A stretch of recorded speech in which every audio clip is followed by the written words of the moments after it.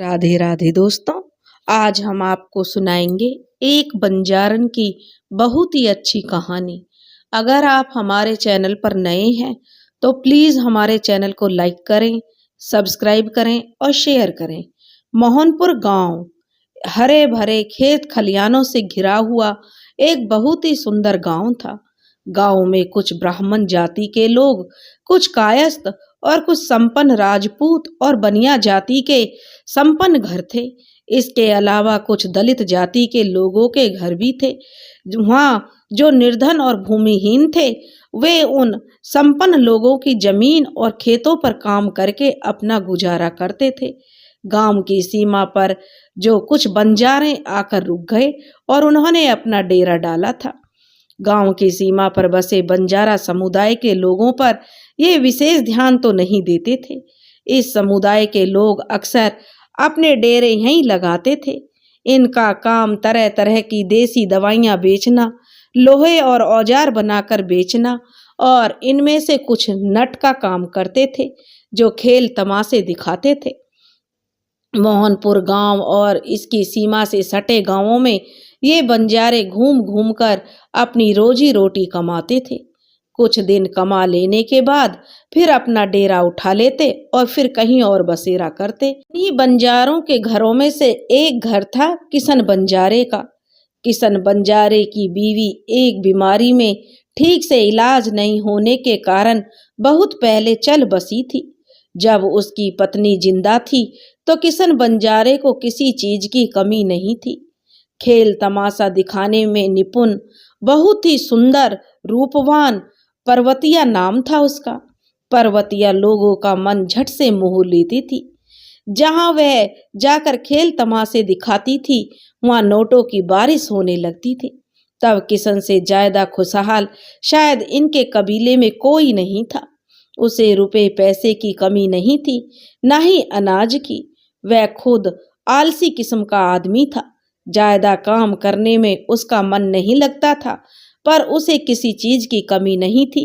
होनी कहिए या उसका दुर्भाग्य, अचानक एक दिन पर्वतिया को तेज बुखार हुआ। किशन ने उसका पास के गांव के डॉक्टर से इलाज करवाया। दवा देने के बाद भी उसका बुखार नहीं उतरा तो शहर जाकर अच्छे डॉक्टर को दिखाने के लिए किशन से उसके रिश्तेदारों ने कहा। पर कंजूस किशन ने पैसा ज्यादा खर्च करना ठीक नहीं समझा और उस बुखार से वह पर्वतिया बेचारी 10 दिन तक तड़पती रही और एक एक करके दिन बीतते रहे। और एक दिन पर्वतिया राम को प्यारी हो गई। जिस समय पर्वतिया मरी थी उस समय किशन और पर्वतिया की एक छोटी सी बेटी लाछी पर्वतिया की गोद में थी। लाछी 7 साल की थी जब पर्वतिया उसे छोड़कर चली गई। बिना माँ की बेटी लाछी की अब वही किशन के जीने का सहारा थी। अभी किशन के पास पैसे थे, पर्वतिया के गहने भी थे जो मरते समय उसने किशन से वचन लेते हुए उसे दिए थे। उसने कहा था कि वह यह गहने लाछी की शादी में उसे दे देगा। कुछ दिन पर्वतिया के मरने के बाद किशन ने रोते हुए बिताए। फिर कुछ काम काज की सोची। वह कभी कुछ देसी बूटी बनाकर बाजार में बेचने जाता तो कभी लोहे को ठोक ठाक कर कुछ औजार बनाकर बाजार में बेच आता। कभी खेल तमाशे दिखाने चला जाता, पर अब उसे ज्यादा आमदनी नहीं होती थी। उसके कर्तव्यों से भी अब वह बात नहीं थी। साथ ही उसे अपनी बेटी लाछी को भी अकेला पालना पड़ रहा था। उसकी बरादरी के लोगों ने किशन को दूसरी शादी करने को कहा, पर वह बेटी लाछी को बहुत प्यार करता था और सौतेली माँ के हाथों में उसे सौंपना नहीं चाहता था। ठाठ बाट से रहने की आदत अभी भी किशन की गई नहीं थी। बेटी लाछी के लिए वह एक से एक खिलौने और कपड़े लाता, खुद अच्छा खाता और पहनता। धीरे धीरे किशन के पास पैसे खत्म होने लगे और अब वह गरीब होने लगा था। लाछी धीरे धीरे अब बड़ी हो रही थी। वह अपनी माँ की तरह रूपवती थी। 12-13 साल की हो गई थी लाछी अब अपने बापू का ख्याल रखने लगी थी।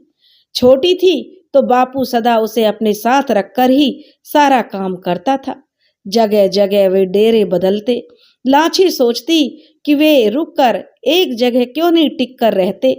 तब उसे उसका बापू समझाता, लाची, हम बंजारों का जीवन ऐसा ही होता है बेटी, हम एक जगह नहीं रहते।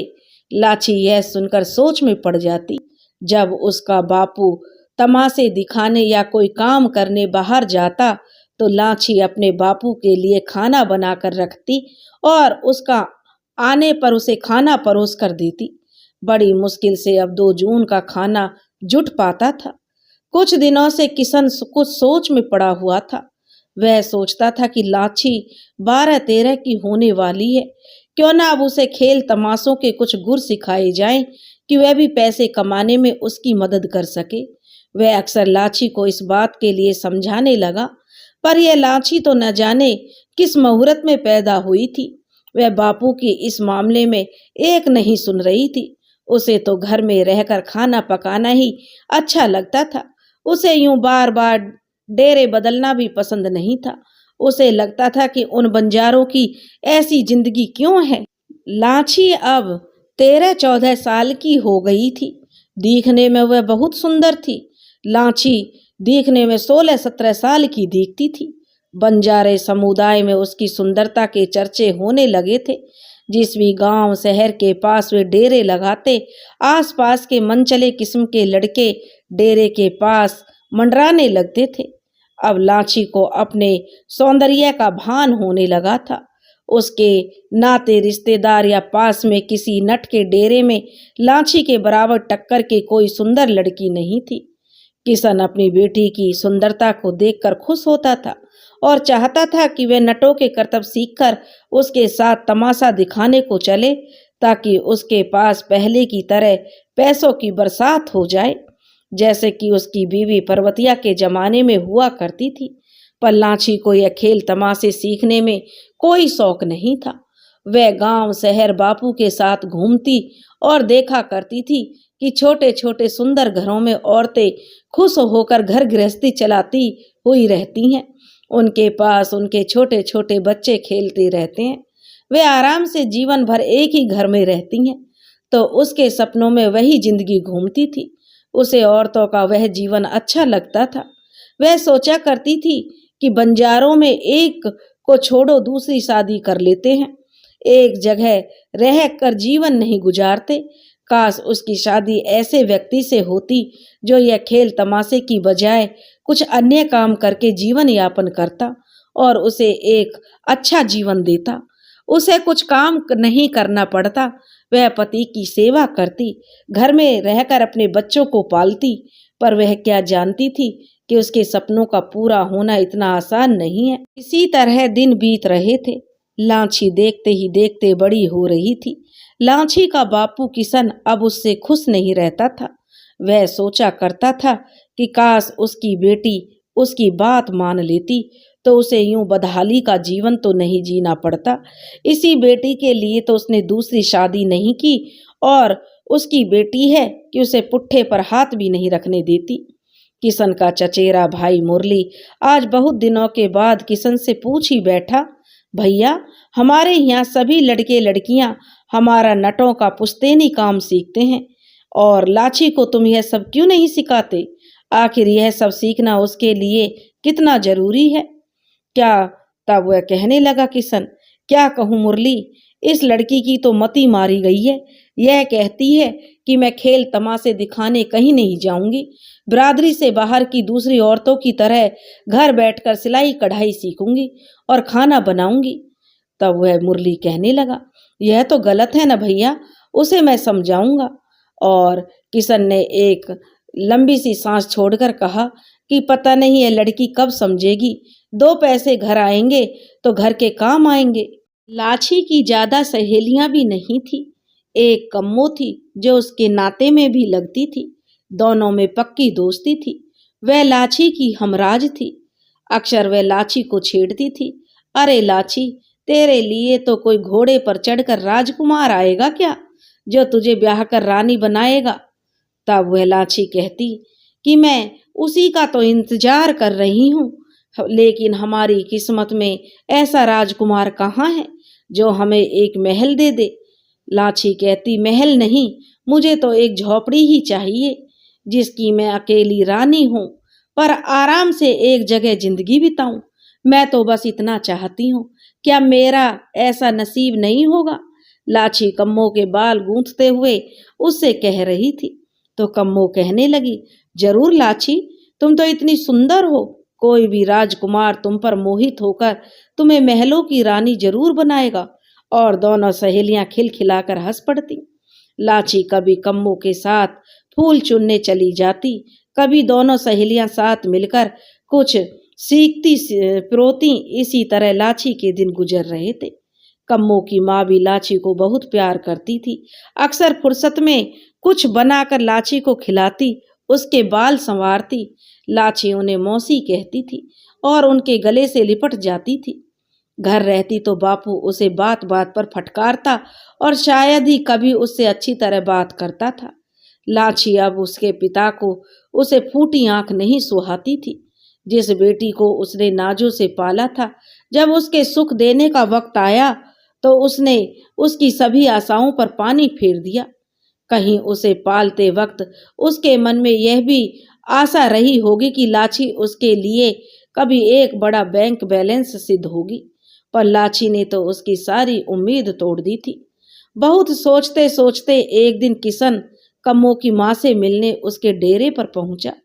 चिलम पाने के लिए कम्मो की माँ भगवती ने किशन को बैठाया और कहा, किशन ने कि मैं एक जरूरी काम से तुम्हारे पास आया हूँ भगवती। किशन थोड़ी देर के बाद जो खकार कर बोला। लाची की माँ तो अब भगवती रही नहीं, जो उसे कहता कि लाची को समझाओ। भगवती, तुम तो उसे अपनी बेटी की तरह प्यार करती हो और वह तुम्हारे पास काफी समय रहती है, बोलो ना। भगवती कहने लगी, किशन क्या बात है, लाची तो मेरी बेटी जैसी ही है, उसके हक की कोई बात होगी तो मैं जरूर उसे समझाऊंगी।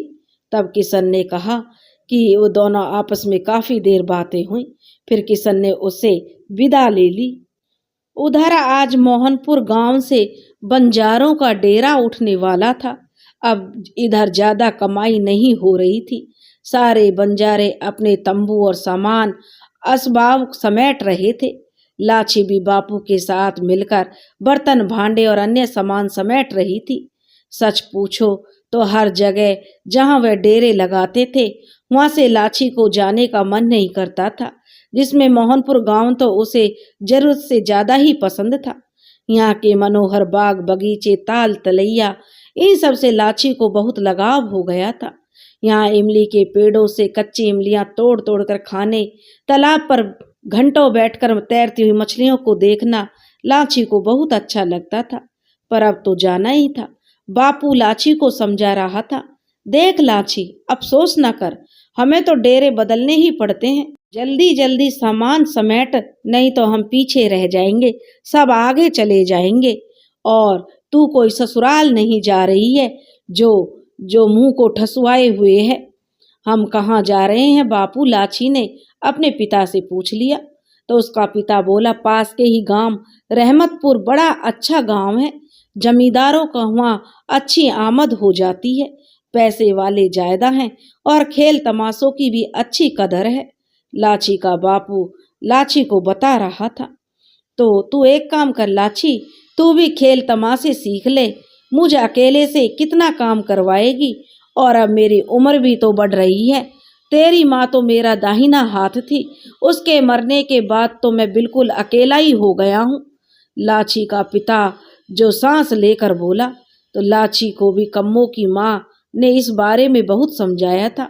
अब लाची को लगने लगा कि उसका बापू गलत तो नहीं कह रहा, वह अकेले काम करके थक जाता है और उसे अब बापू का सहारा बनना चाहिए। बापू ने कम्मो की माँ से अपने दुख दर्द बताए तो वह बहुत तरह से कम्मो की माँ ने जो लाची को बहुत प्यार से समझाया था। और कोई भी हुनर सीखना बेटी बुरा नहीं है और ना ही कोई काम बुरा है, और इसी तरह किस्मत से शायद लाची के सपने कभी पूरे हो जाएं। इसलिए अभी बापू के समझाने पर लाची ने बापू का हाथ अपने हाथों में लेकर उसे विश्वास दिलाया कि बापू की तो आंखों में खुशी के आंसू आ गए। वह निर्धनता से अब तंग आ गया था। अब उसे काम भी ज्यादा नहीं हो पाता था। थोड़ी देर में बंजारों का डेरा मोहनपुर से उठ गया था और अब उन्हें रहमतपुर की ओर प्रस्थान किया। शाम की बेला होते होते बंजारे अपने समान असबाब के साथ मोहनपुर से सटे गांव रहमतपुर की सीमा पर पहुंच गए। वहां जाकर उन्होंने देखा तो किसी अन्य जगह से आए बंजारों ने वहां पहले ही अपने डेरे लगाए हुए थे। अब वो थोड़े निराश से हो गए।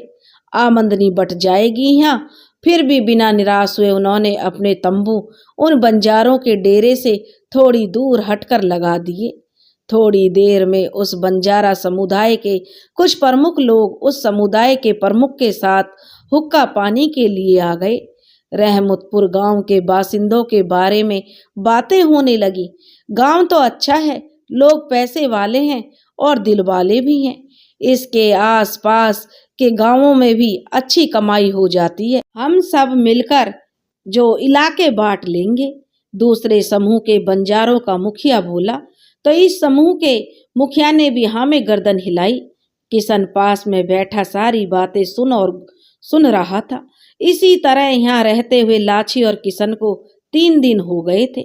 लाची अब खेल तमाशे किशन से और कम्मों की माँ से सीखने लगी थी और किशन के साथ इस गांव के अलग अलग इलाकों में जाने लगी थी। धीरे धीरे लाची को इन सब में जो मन रमने लगा था और नहीं भी लगता था तो लगाना पड़ता था, किंतु उसके सपनों पर जो राख पड़ी थी उसे बस एक चिंगारी की देर थी, वह भड़क उठती। उसके सपने तो दब जरूर गए थे किंतु अभी पूरी तरह मरे नहीं थे। एक दिन वह चिंगारी भड़कने का इंतजार उसकी सहेली कम्मो को होता रहता था, क्योंकि वह लाची को बचपन से जानती थी। अब धीरे धीरे लाची तमाशे और करतब सीखने लगी थी। वह चतुर और बुद्धिमान तो थी ही, जल्दी उसने कई तरह के तमाशे सीख लिए। रस्सी पर चलना, कई तरह की कलाबाजियां। उसका स्वर बहुत ही सुरीला और कंठ में तो साक्षात सरस्वती का वास था। अब उसका 14वां साल चल रहा था और वह 16-17 से कम की नहीं लगती थी। 6 महीने रहमतपुर और आसपास के गांवों में खेल तमाशे दिखाते हुए गुजर गए थे। लाची के डेरे से थोड़ी ही दूर दूसरी जगह से आए दूसरे समूह के बंजारों के डेरे लगे हुए थे। उन डेरों में से एक डेरा सुखी बंजारे का था। वह अपनी बेटी कल्पी और बेटे राजू के साथ वहां रह रहा था। राजू यही कोई 17-18 साल का नौजवान था। वह बहुत ही सुंदर और आकर्षक शरीर का था, नवयुवक था। नई पीढ़ी का यह लड़का अपने पुश्तैनी कामों में तो रुचि रखता ही था, साथ ही अपने पढ़ने लिखने का शौक भी पूरा करता था। वह विभिन्न जगहों पर घूमते हुए भी स्कूलों में जाकर अक्षर ज्ञान प्राप्त करता, समय निकालकर कुछ न कुछ पढ़ता रहता था। वह बंजारों के अन्य पुश्तैनी धंधों के अलावा कुछ अन्य रोजगार भी करना चाहता था। लाची अपने डेरे में जब भी पास के तालाब से खाना पकाने और पीने के लिए पानी लेने जाती तो राजू उसके डेरे के पास कभी कुछ पढ़ते, कभी कुछ जलावन काटते तो कभी लोहे को पीटकर कुछ बनाते हुए उसे देखती। उसका मन करता कि वह भी राजू से कुछ ना कुछ बात करे। राजू भी लाची की ओर देखता जरूर था। फिर एक दिन राजू ने लाची को टोक दिया, तू पास के डेरे में रहती है क्या? क्या नाम है तेरा? रोज तुझे देखता हूँ। लाची ठिठक सी गई। उसका इस युवक से बातें करने का मन तो करता था, पर यह सांवला सा हंसमुख युवक उसे अच्छा लगता था। वह कहने लगी, मेरा नाम लाची है, मेरे बापू का नाम किशन है, मेरा डेरा उस तरफ है, कभी मेरे डेरे पर बापू से मिलने आना। लाची ने कहा तो वह राजू कहने लगा, अरे मैं तुझी से मिलने आऊंगा, तेरे बापू से क्यों? और राजू के मुंह से यह सुनकर लाची शर्माकर अपनी गगरी बर्तन लेकर भाग गई। इसी तरह आते जाते बातें करते दोनों के बीच प्यार परवान चढ़ने लगा। अब राजू किशन से मिलने उसके डेरे पर भी अक्सर आने लगा। दोनों के परिवारों में घनिष्ठता बढ़ने लगी। राजू और लाची छुप छुप कर गांव से सटे जंगल में मिलने लगे। राजू लकड़ियां काटने के बहाने और लाची कंदमूल लाने के बहाने जंगल चली जाती थी। जहाँ घंटों दोनों एक दूसरे से प्रेमालाप में व्यस्त रहते। राजू के बापू सुखी का तो पता नहीं, पर जो लाची का पिता था उसको इसकी भनक लग गई थी। पर वह किशन यह सोचकर फिक्र नहीं करता था, अगर लड़की का ब्याह राजू से हो जाएगा तो कोई बात नहीं है, अपनी बिरादरी में ही होनहार लड़का मिल जाएगा, इसमें कोई बुरा नहीं है। आजकल लड़की के ब्याह में काफी पैसे खर्च हो जाते हैं, तो वे बच जाएंगे। दोनों परिवार मिलाकर अच्छे पैसे कमाएंगे तो उनका गुजारा भी आसानी से हो जाएगा। राजू के बाप सुखी से भी किशन ने अच्छी दोस्ती कर ली थी। दोनों बंजारा समुदाय में भी अच्छी दोस्ती हो गई थी। इस गांव के आसपास अच्छी आमदनी होने के कारण दोनों समुदाय मिलकर 6-7 महीनों से यहाँ टिके हुए थे। दोनों ही कबीले जो के प्रमुख जो मुखिया थे, उन्होंने निर्णय लिया कि वे कुछ दिन यहाँ साथ साथ रहकर अगले डेरे की ओर प्रस्थान करेंगे। आज महुआ बीन ने लाची जब जंगल पहुंची तो वहां राजू उसका पहले से इंतजार कर रहा था।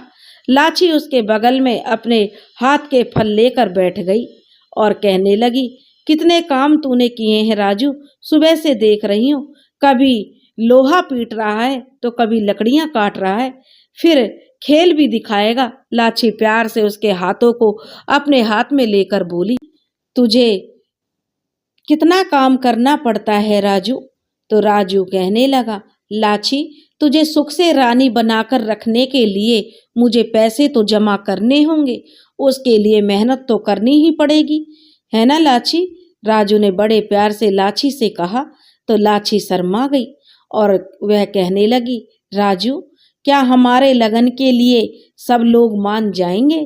तो राजू ने लाची से कहा कि वह सब तुम मुझ पर छोड़ दो। फिर दोनों अपनी प्रेम भरी बातें करने लगे।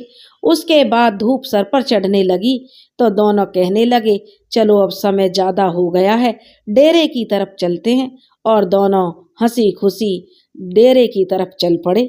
शाम का अंधेरा छाने लगा था। लाची अपने बापू के लिए खाना बनाने का जतन कर रही थी। उसकी जो पक्की सहेली कम्मो तभी उसके घर आई और लाची के पास बैठ गई।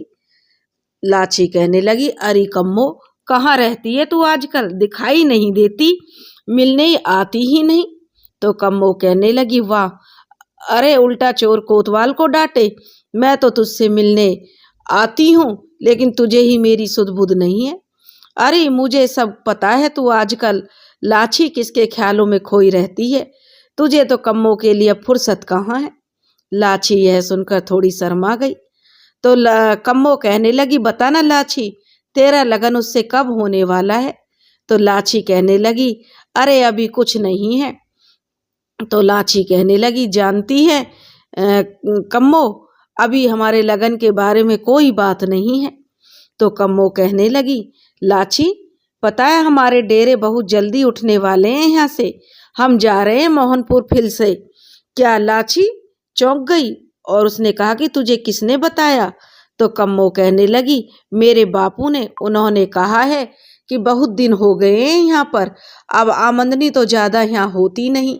और तो लाची पूछने लगी, और राजू का जो डेरा है उसके बारे में पता नहीं किया, वे लोग भी साथ जाएंगे या नहीं। तो कम्मो ने कहा कि उनके बारे में तो मुझे नहीं पता है। उधर लाची ने डेरे की उठने की बात राजू से बताई।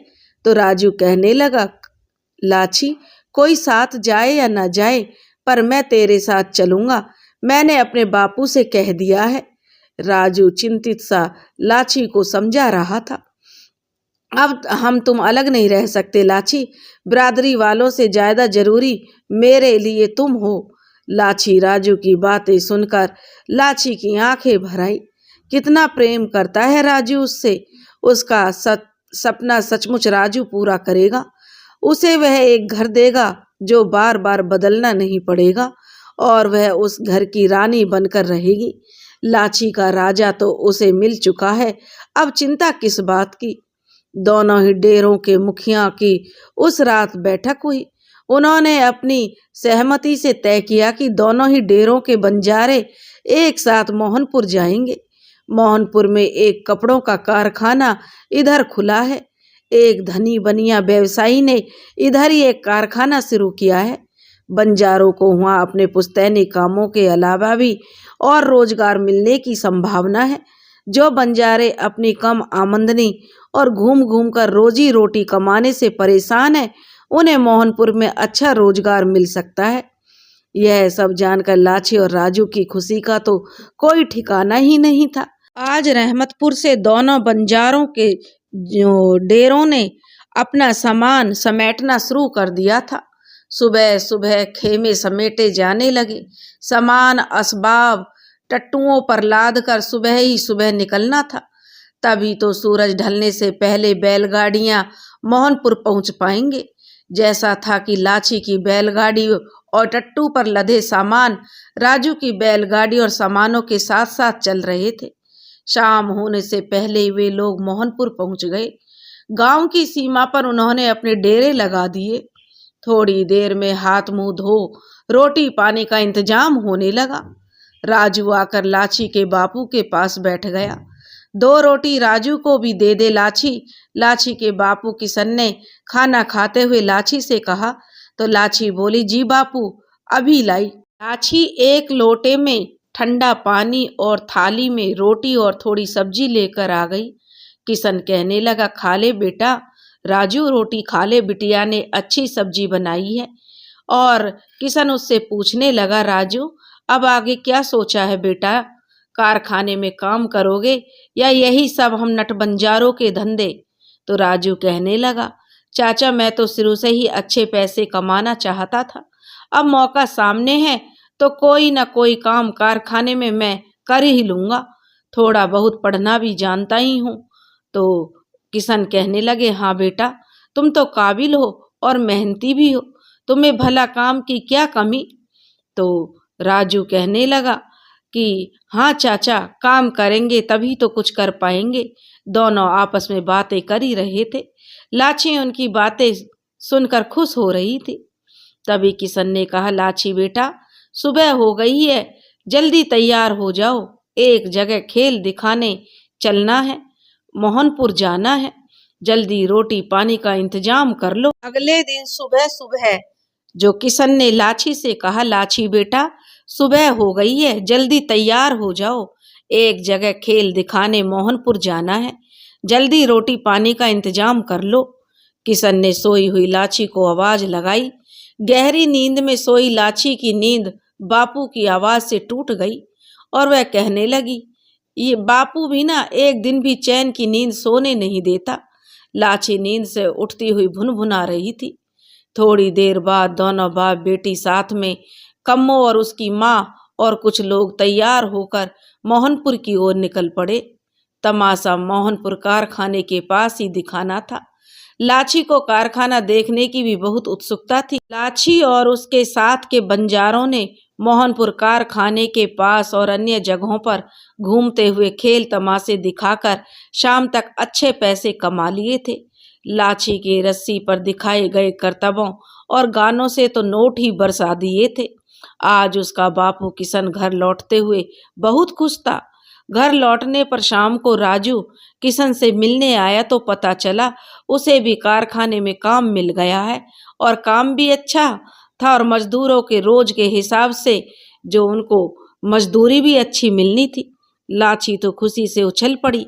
अब तो कहने लगी, राजू तू मुनीम हो गया है, राजू तुझे तो अच्छे पैसे मिलेंगे। राजू ने कहा, हाँ यह तो है। कारखाने के मालिक ने राजू हंसकर कहने लगा कि हाँ तो कहा है उसने। चाचा, राजू किशन से बोला, आप कहो तो कारखाने में लाछी को भी काम दिला दूं, मेरे साथ आएगी और मेरे साथ जाएगी, अच्छे पैसे कमा लेगी। काफ़ी औरतें और लड़कियां वहाँ काम करती हैं, लाछी को भी वहाँ काम दिला दूंगा। चाचा, राजू कहने लगा, महीने की पगार मिलेगी, आप कहें तो। राजू से जो किशन कहने लगा, अरे बेटा नेकी और पूछ पूछ, लाछी को कोई काम ऐसा मिल जाए तो मैं तो तुम्हारा उपकार ही मानूंगा। किशन ने खुशी से कहा। तो राजू जब चलने को हुआ तो सामने खड़ी लाछी ने उसे आंख से इशारा किया, जिसका मतलब था कि लाछी उससे मिलने बाहर आएगी। थोड़ी देर बाद लाची पास वाले तालाब से पानी लाने के बहाने घर से निकली। राजू तालाब के पास उसका इंतजार कर रहा था। राजू बोला, आ गई? मैं कब से तेरा इंतजार कर रहा था। और तभी वे आगे को पेड़ों के झुरमुट में बैठ गए और दोनों आपस में बैठकर बातें करने लगे। राजू बोला, लाची तू तो दुबली होती जा रही है, खाना ठीक से नहीं खाती क्या? तो लाची कहने लगी, अरे पहले मुझे बताओ, हमारे लगन के लिए तू मेरे बापू से और अपने बापू से कब बात करने वाला है? तो राजू कहने लगा, अरे लाची घबरा नहीं, मुझे काम भी अच्छा मिल गया है। 1-2 दिनों में उन दोनों से हमारे रिश्ते की मैं बात करूंगा। जैसा कि मुझे लगता है मेरे बापू तो मान ही जाएंगे, पर तेरे बापू भी शायद मना नहीं करेंगे। लाची ने हाँ में सिर हिलाया और राजू कहने लगा, लाची अभी तू कम उम्र की है, 15-16 की होगी। अभी मैं उनके छेके की कोई रस्म करने को कहूँगा तो फिर 2 साल बाद शादी पर एक दूसरे को जुबान दे देंगे। समझदार, राजू ने कहा, और सोचता हूँ दोनों को इस कारखाने में काम भी मिल जाएगा तो तेरे बापू और मैं अपने बापू और माँ और बहन के साथ इसी गांव में हम बस जाएंगे। आज से ज्यादा लाची कभी इतना खुश नहीं थी। उसका एक घर, उसका यह सपना जल्दी पूरा होने वाला था। आज लाची को लेकर राजू कारखाने की ओर चल पड़ा। लाची ने अपना पहनावा लहंगा और कुर्ती पहनी हुई थी। राजू ने उससे कहा कि वह उसे शहरी और अच्छे ढंग के कुछ सलवार कुर्ते लाकर देगा जो गांवों और शहरों में लड़कियां पहना करती हैं। तो लाची कहने लगी, चल पहले कारखाने के मालिक से मिल लें। राजू बोला तो लाची कुछ सहमी हुई थी। यह सब कुछ उसके लिए नया था। कारखाने के मालिक का घर पास में ही था। वहीं उसने सामने वाले कमरे को ऑफिस बनाया हुआ था। कमरे का दरवाजा खटखटाकर राजू अंदर घुसा। अंदर एक कुर्सी पर कारखाने का मालिक, जिसका नाम सुनील था, वह कोई यही 40-45 वर्ष साल का एक रोबीले चेहरे वाला व्यक्ति था जो सामने कुर्सी पर बैठा हुआ था। वह कहने लगा, आ गए राजू, अब समय हो ही गया है, बैठो, थोड़ा कल का हिसाब देख लो। वह व्यक्ति बोला और फिर उसकी नजर राजू के बगल में खड़ी सहमी लाची पर पड़ी। तो वह बोला, राजू यह लड़की कौन है तुम्हारे साथ? तो राजू ने उसे सलाम किया और फिर बोला, साहब यह मेरे घर की लड़की है, बहुत मेहनती है, इसे भी साहब इस कारखाने में काम दिला दीजिए, न इसके लायक कोई काम हो तो यह मेहनत से कर लेगी। राजू ने हाथ जोड़कर विनती की। कारखाने के मालिक सुनील की आंखें लाची को ऊपर से नीचे मानो एक्सरे कर रही थी। क्या लड़की है इतनी खूबसूरत, यौवन मानो छलक रहा हो। वह लगातार लाची को घूरे जा रहा था। लाची ने यह तो नोट किया कि उसकी घूरती दृष्टि बुरी लगी। वह सहम सी गई। उसने आज तक खेल दिखाते वक्त पुरुषों को बहुत घूरती दृष्टि से देखा था, पर आज जैसा अजीब उसे कभी नहीं लगा था। राजू की बात पूरी होने के बाद मालिक सुनील बोला कि ठीक है, कपड़ों की मशीन पर सूत कताई के काम में कुछ लड़कियां हैं, वहीं मैं मैनेजर साहब से कह देता हूँ, वहीं इसे रखवा देते हैं। इसे कारखाने में ले जाओ, वहाँ काम करने की जगह इसे दिखा दी जाएगी। राजू ने हाथ जोड़कर उसे धन्यवाद दिया और फिर बोला, इसे पहुंचाकर अभी आता हूँ साहब। बाहर आकर राजू ने खुशी से लाची का हाथ पकड़ा और कहने लगा, चल लाची, तुझे काम करने की जगह दिखा देता हूँ। दोनों बगल में स्थित कारखाने की ओर चल पड़े। आज लाची को उस कारखाने में काम करते हुए 10 दिन हो गए थे। वह राजू के साथ ही कारखाने जाती थी और उसी के साथ लौटकर भी आती थी। राजू का काम कारखाने के कामगार के वेतन के अलावा अन्य हिसाब किताब देखना था। वह शाम के झुटपुटे तक काम तैयार करता था। लाची का काम थोड़ी जल्दी खत्म हो जाता था, किंतु राजू उसे कुछ देर मालिक के दफ्तर में ही बैठ जाने को कहता था और उसके साथ ही वह वापस अपने साथ उसे लाता था। वहाँ मालिक के रहने पर उसकी घूरती दृष्टि से लाची बेचैन हो जाती थी। एक दिन घर लौटते हुए उसने राजू से यह बात कही कि राजू, यह कारखाने का मालिक सुनील मुआ मुझे अजीब नजरों से घूरा करता है। रे राजू, जी तो करता है कि उसकी आंखें फोड़ दूं। तो इस पर राजू ने हल्के से लिया और कहा, अरे लाची, तू सुंदरी इतनी है, उसने तुझसे पहले ही इतनी सुंदर लड़की देखी नहीं होगी। पर लाची के मन को तसल्ली नहीं हुई। यह दृष्टि वैसी नहीं थी जैसी और लोगों की होती है। फिर इस बात को टालते हुए उसने मन से निकाल दिया कि शायद राजू ने ठीक ही कहा हो। आज राजू ने अपने पिता सुखी और लाची के पिता से उन दोनों के विवाह की बात हिम्मत करके कह ही डाली। राजू की माँ और बहन तो लाची को वैसे ही पसंद करती थी, और कमाने वाली सुंदर लड़की को भला सुखी भी अपने बेटे के लिए क्यों मना करता। किशन तो कब से चाहता था कि राजू उसका दामाद बने। बिरादरी और बंजारों के दोनों जो समूहों के कुछ सम्मानित लोगों के बीच किशन और सुखी के दोनों बच्चों के विवाह के लिए बांगदान हो गया। लाची के 18 के होते ही दोनों के विवाह की बात तय रही। काफी बंजारों को मोहनपुर के इस कारखाने में काम मिल गया था, इसलिए उन्होंने लंबे समय तक इस जगह पर रहने का तय कर लिया था। और राजू और लाची के परिवार के लिए तो राजू की योजना पैसे कमाते ही यहाँ पर घर लेकर स्थायी रूप से यहीं रहकर बस जाने की थी। वह भी घूम घूम कर कमाने से तंग था। कमाई खास होती नहीं थी। बिरादरी के साथ रहकर क्या करे। ऐसे भी बिरादरी के लोग छूट थोड़े ही जाएंगे कि कभी ना कभी तो मिलना होता ही रहेगा। अपना भविष्य भी तो देखना है। राजू की तो यही सोच थी। लाची और उसका बापू किशन भी राजू की इस सोच से सहमत थे। अब लाची और राजू के बीच प्यार और बढ़ गया था। दोनों एक दूसरे के बारे में ही सोचते रहते। दोनों के सपने एक होने वाले थे। दोनों के सपनों के बीच अब कोई दीवार नहीं थी। पर लोग सोचते कुछ है और होता कुछ है। होने को तो कुछ और ही मंजूर होता है। एक दिन जब लाची का काम खत्म होने को था तो कारखाने के मैनेजर ने लाची को बुलाया और कहा कि काम खत्म हो तो मालिक ने तुम्हें एक नई मशीन देखने को दफ्तर में बुलाया है। लाची इन 10 दिनों में काम में माहिर हो गई थी और दूसरों की मदद करती थी, इसलिए अन्य औरतें और लड़कियां और मैनेजर साहब भी अक्सर उसकी तारीफ कर दिया करते थे, जिससे लाची को लगा कि सुनील साहब ने उसे मशीन दिखाने को बुलाया होगा। उसे कुछ आशंका भी हुई, पर उसने सोचा कि राजू दफ्तर में रहता ही है, उसे भला क्या चिंता और कैसा डर, वह अकेली तो नहीं है। फिर भी उसने मैनेजर साहब से पूछा, मुझे अकेले क्यों बुला रहे हैं साहब, और अन्य लड़कियों को क्यों नहीं? तो मैनेजर ने कहा कि लाची, ये तो मुझे नहीं मालूम, जो आज्ञा दी उन्होंने वह मैंने तुमसे आकर कह दी। एक बार तुम मिलकर पूछ लो, वहाँ राजू भी होगा ही। मैनेजर बोला। मैनेजर एक अच्छा आदमी था और लाची को उसकी बात मानने में हर्ज नहीं लगा। शाम हो गई थी।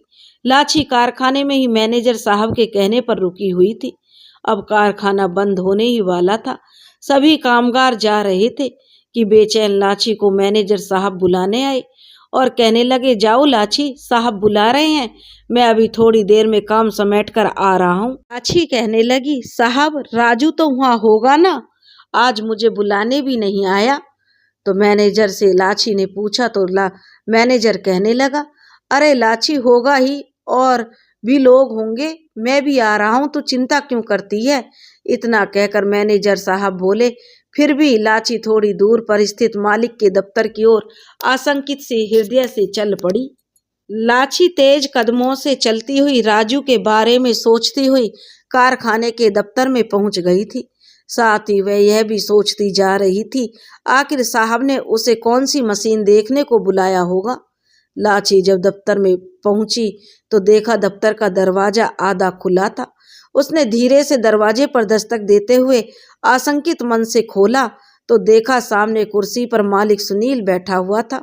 उसकी बगल वाली जो राजू की कुर्सी खाली थी, जिस पर राजू बैठकर कारखाने का हिसाब किताब देखता था। दफ्तर पूरा खाली था। लाची सुनील को देखकर घबराई और कहने लगी, साहब आपने मुझे बुलाया। मैनेजर साहब ने कहा है कि कोई मशीन देखने को आपने मुझे बुलाया है, पर यहाँ तो कोई मशीन नहीं है साहब जी। और राजू कहाँ है, वह चला गया क्या? तो मैंने जो साहब सुनील कहने लगा, अरे थोड़ा सांस तो लो, मशीन अंदर कमरे में है, राजू थोड़ी देर में आ जाएगा, मैंने उसे किसी काम से बाहर भेजा है। लाची का दिल जोर जोर से धड़कने लगा। मकान में सुनील अकेला लग रहा था। क्या वह यहाँ अकेला रहता है? हे भगवान, ये राजू कहाँ चला गया, मुझे यहाँ अकेला छोड़कर। लाची मन ही मन भगवान से प्रार्थना कर रही थी और सोच रही थी कि अब मैं क्या करूं, यह साहब तो अच्छा आदमी नहीं लगता। तब वह मालिक बोला, अरे चलना अंदर। विवश लाची को अंदर जाना पड़ा। अंदर कमरे में जाने पर लाची को कोई मशीन नजर नहीं आई। मालिक ने उसका हाथ पकड़कर अपनी ओर खींचा और कहने लगा, बड़ी भोली है रितु, अरे कितनी सुंदर, और उस राजू के लिए मरती रहती है। मेरे पास आ जाती तो जिंदगी संवार देता। कितने पैसे चाहिए तुझे, मैं दूंगा, और ऐसो आराम की जिंदगी जिएगी तो बस रोज शाम मेरे पास आ जाया कर। सुनील की आंखों में बहसी चमक थी, उसके मुंह से शराब की बू आ रही थी। लाची ने गुस्से से जोर लगाकर उसका हाथ परे धकेल दिया और कहने लगी, खबरदार जो मुझे छुआ तो मैं वैसी वैसी लड़की नहीं हूँ साहब, राजू मेरा होने वाला पति है। लाची शेरनी की तरह गरज कर बोली। तो मालिक कहने लगा, 2 टके की बंजारन, तुझ जैसी बंजारन तो रोज पति बदलती हैं। बोलते हुए सुनील ने कसकर लाची को पकड़ लिया। लाची ने उसे जोर से धक्का दिया और चिल्लाई, कोई है, बचाओ मुझे। सुनील उसे गालियां देते हुए संभल कर खड़ा हो गया कि दरवाजे पर वह जोर जोर से दस्तक पड़ने लगी। दौड़कर दरवाजे को लाची ने खोल दिया। सामने दरवाजे पर राजू खड़ा था। लाची उससे लिपट कर रोने लगी। तो राजू कहने लगा, अच्छा तो ये साजिश थी साहब आपकी, इसलिए मुझे लाची को लेने जाने नहीं दिया, मुझे और उसे बुलवा देता हूँ कहकर मुझे इतनी दूर भेज दिया कि मैं समय पर आ ही नहीं पाता और तुम मेरी लाची को बर्बाद कर देते। मैं तुम्हें छोड़ूंगा नहीं साहब, सारे गांव वालों को बुलाकर तुम्हें बेइज्जत करवा दूंगा, सारे कामगारों के सामने तुम्हारी पोल खोल कर रख दूंगा। राजू गुस्से में चिल्ला रहा था। अब सुनील के होश बेइज्जती के डर से फाख्ता हो गए। वह तो छुपकर शिकार करने वाला था, पर अब उसकी सारी पोल पट्टी खुल गई थी। रोती हुई लाची को जो संभालते हुए राजू ने चुप कराया और कहा, लाची अब मैं आ गया हूं ना, और दोबारा कभी इसने ऐसी हरकत की तो इसे बर्बाद कर दूंगा। और वह तो क्या, मेरे मन में आया कि इसके बताए काम को बीच में ही छोड़कर मुझे तेरी चिंता ने वापस दफ्तर चला आया। मुझे तेरी चिंता हो रही थी, इसलिए मैं वापस आ गया। मैं ठीक वक्त पर पहुंच गया, वरना न जाने आज क्या अनर्थ हो जाता। तू ठीक कहती थी लाची, ये अच्छा आदमी नहीं है, यह बहुत गंदा आदमी है। मैंने इस पर पता नहीं क्यों आंख मूंद कर विश्वास किया। और वह राजू सुनील को गालियां देते हुए रोती हुई लाची का हाथ पकड़कर राजू उसे अपनी बस्ती और डेरे की तरफ ले चला। घर पहुंचने से पहले ही उसने लाची को समझा बुझाकर चुप कराया और घर वालों से इस घटना का जिक्र करने से मना कर दिया। घर जाकर लाची चुपचाप सो गई। सुबह उठते हुए राजू के पास गई। राजू से कहने लगी, राजू तू वहाँ काम कैसे करेगा, वह बहुत ही बदमाश आदमी है, कहीं तुझे कोई नुकसान न पहुंचा दे। वह पैसे वाला है, असर रसूख वाला है। आशंकित लाची ने डेरे के बाहर बैठे राजू के पास बैठते हुए कहा। तो राजू कहने लगा, लाची तू चिंता न कर, उसे बदनामी का डर बहुत है, वह मेरा कुछ नहीं बिगाड़ेगा। हाँ, तू आज से वहाँ नहीं जाएगी काम करने, मैं तुझे अब वहाँ नहीं जाने दूंगा, यह मैंने सोच लिया है। राजू ने दृढ़ता से कहा। तो लाची से कहने लगा, तू वहाँ का काम छोड़ दे। तो लाची कहने लगी, तुझे तो बहुत काम मिल जाएंगे, उस मालिक की तुझसे दुश्मनी हो गई है। लाची चिंतित स्वर में बोली। तो वह कहने लगा, अच्छा 1-2 दिन में मैं दूसरा काम ढूंढ लेता हूँ, तो चिंता ना कर लाची। राजू ने लाची का हाथ पकड़कर उसे आश्वस्त किया। फिर भी लाची की चिंता नहीं मिट रही थी।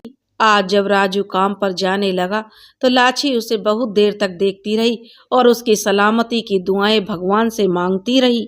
2-3 दिन हो गए थे राजू को काम पर जाते हुए, पर कुछ अनहोनी नहीं घटी। लाची उसके आने से पहले रोज चिंतित होकर दरवाजे पर निगाहें लगाए रहती थी। राजू को जब ठीक से आता देखती तो उसकी चिंता दूर होती थी। इस बीच राजू ने कुछ अन्य जगहों पर भी काम की तलाश में अपने जान पहचान वालों को कहा था। अभी तक उसे कोई काम नहीं मिला था। कारखाने के मालिक सुनील का रवैया देखने में पहले जैसा ही लग रहा था। राजू का उससे खटका लगभग मिट चुका था, किंतु लाची के मन में कारखाने के मालिक के प्रति संदेह किसी विषधर सर्प की भांति फिर से फन उठा लेता था।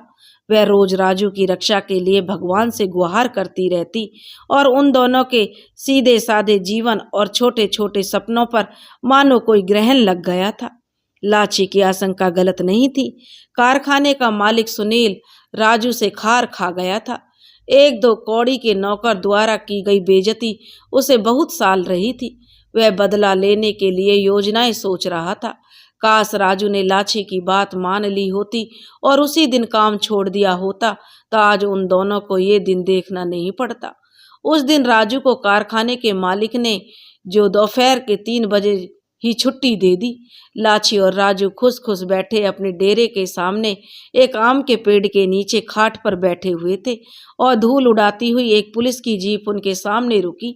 उसमें 4-5 वर्दी वाले पुलिस सिपाही और एक उनका इंचार्ज उतरा। यहाँ राजू कौन है, वे पूछने लगे। जो सुनील साहब के कारखाने में काम करता है। उस रोबीले चेहरे वाले व्यक्ति जो कि उनका इंचार्ज था वह बोल रहा था। तभी राजू ने कहा, क्या बात है साहब, मैं ही राजू हूँ। निर्दोष राजू ने बिना घबराए पूछा, पर लाची की घबराहट से बुरा हाल था। तो वह कहने लगा, तुम कारखाने में चोरी और गबन का आरोप है तुम पर। सुनील साहब ने तुम्हारे खिलाफ रिपोर्ट दर्ज कराई है। पुलिस इंचार्ज ने कहा। तो राजू ने कहा, यह झूठ है साहब, मैंने कुछ नहीं किया। बुरी तरह से परेशान राजू गिड़गिड़ाया। सुनील साहब मुझसे बदला लेने के लिए मुझे फंसा रहे हैं। वह कहने लगा, कैसा बदला रे? सारे मुजरिम खुद को निर्दोष ही कहते हैं। चलो पुलिस स्टेशन, तब झूठ सच का फैसला करना होगा। वह पुलिस वाला बोला और लाची उसके सामने बहुत गिड़गिड़ाई। इसे छोड़ दो साहब, इसका कोई कसूर नहीं है। लाची का बापू किशन और राजू के बापू ने भी विनती की, पर पुलिस वालों ने उनकी एक नहीं सुनी। राजू को गाड़ी में बिठाकर पुलिस स्टेशन ले गए। गरीब बंजारे घबराए हुए थे। वह कानून भी अच्छी तरह से नहीं जानते थे। राजू 3 दिनों से थाने में ही था। उसे जेल भी भेजा नहीं गया था। थाने में पुलिस ने उसे सुनील के कहने पर 3rd डिग्री टॉर्चर दिलवा रहा था। उसकी पहुंच के आगे गरीबों की कौन सुनता। लाची, किशन और सुखी तीनों 3 दिनों से थाने के दौड़ चक्कर लगा रहे थे। आज बहुत कहने सुनने पर उनकी मुलाकात उस बहसी पुलिस वाले ने राजू से कराई। राजू की हालत देखकर लाची कलप कलप कर रोई। वह कई दिनों का बीमार लग रहा था। आंखों के नीचे काले गड्ढे थे, शरीर पर चोट के निशान। लाची को रोकते देखकर इस हालत में राजू ने उसे समझाया, लाची मैं निर्दोष हूँ तो छूट ही जाऊंगा। फिर किशन को बुलाकर कहा कि शहर में कोई वकील हो तो कर लो तो मैं छूट जाऊंगा। उसके मुंह से ठीक से आवाज नहीं निकल रही थी। तब तक ये लोग मेरे राजू को मार डालेंगे। लाची चिल्लाने लगी। ओ भगवान, मैं क्या करूं? लाची की आंखों से आंसू रुकने का नाम नहीं ले रहे थे।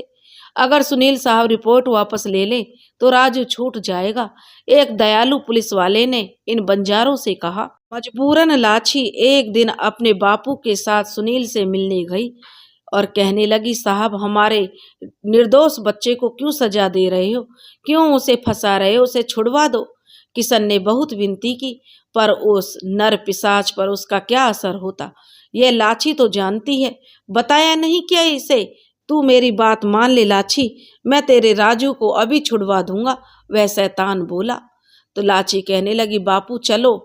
किशन को लेकर वह घर आ गई। उसने आज किशन को सारी बात बताई। दोनों बाप बेटे एक दूसरे को पकड़कर बेबसी से रोने लगे। किसी वकील का इंतजाम वे गरीब बंजारे नहीं कर पाए। आज राजू को जेल भेज दिया गया।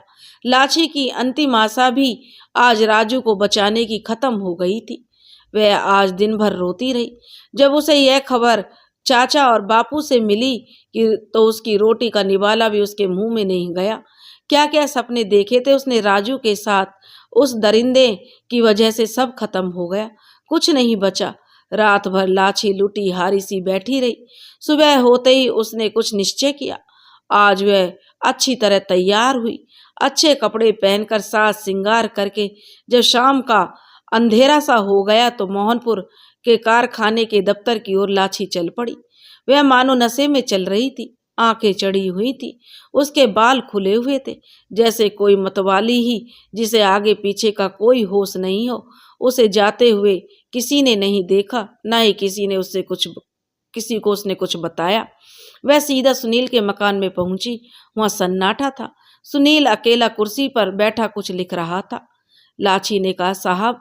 लाची के अजीब से स्वर पर सुनील की निगाहें उसकी ओर उठी। दरवाजा बंद करके उसे अपनी ओढ़नी सुनील की ओर फेंक दी और उसके पास आकर कहने लगी, मैं आपके पास आ गई हूँ साहब, राजू को छुड़वा दो। सुनील की आंखें हवस से चमकने लगी। उसने लाची को बढ़कर बाहों में कस लिया। सुनील के गंदे इरादे में भांप चुकी थी। उसने अपने लहंगे की कमर में खोसी कटार निकालकर उस पर ताबड़तोड़ वार कर दिए। खून के पर नाले बह रहे थे। लाची आराम से मकान के किवाड़ भिड़ाकर बाहर निकलते हुए जमीन पर गिरे छटपटा रहे सुनील पर थूकते हुए निकल गई। थोड़ी देर बाद आग के भयानक शोले कपड़े के कारखाने से निकलते दिखाई दिए, क्योंकि कारखाने में आग लग गई थी। शोर हो रहा था। कारखाना धू धू करके जल रहा था। किसी की हिम्मत नहीं हो रही थी कि आग कैसे बुझाएं। फायर ब्रिगेड की गाड़ियों की आवाज सुनाई दी। तब कारखाना तब तक लगभग जलकर राख हो गया था। कारखाने से दूर एकांत स्थल में बैठी लाची रो रो कर राजू को जो चिल्ला चिल्ला कर पुकार रही थी। कभी रोती कभी हंसती लाची कहे जा रही थी, राजू, आज मैंने तेरी बर्बादी का बदला ले लिया। शायद लाची पागल हो गई थी या दुख और निराशा ने उसे ऐसा बना दिया था। उसने अपने राजू का और अपने प्यार पर पड़े हुए खतरे का बदला ले लिया था।